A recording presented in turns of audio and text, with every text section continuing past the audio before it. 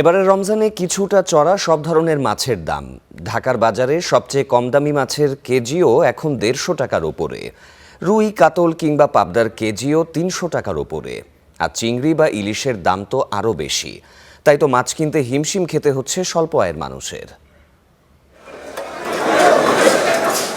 বাজারে এখন ১৫০ টাকার নিচে মেলে না ১ কেজি মাছ।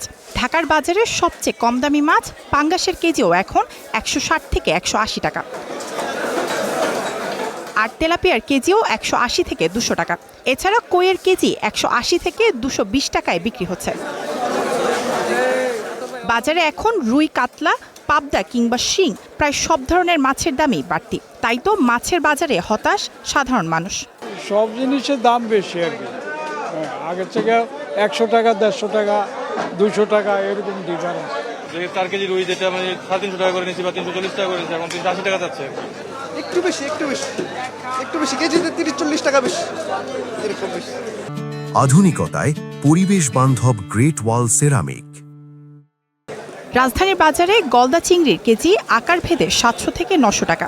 আর ইলিশের দাম তো অনেক দিন ধরেই বাড়তি। ক্রেতারা বলছেন মাছের বাজার অনেক দিন ধরেই নজরদারির বাহিরে, তাই তো দাম বাড়ে খেয়াল খুশি মতো।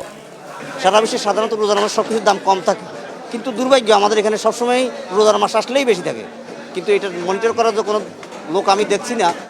বিক্রেতারা বলছেন মাছের দাম ওঠানামা করে সরবরাহ পরিস্থিতির ওপর। এখন এই গলদার সিজন তো এখন আর কি একটু দাম কমই আছে।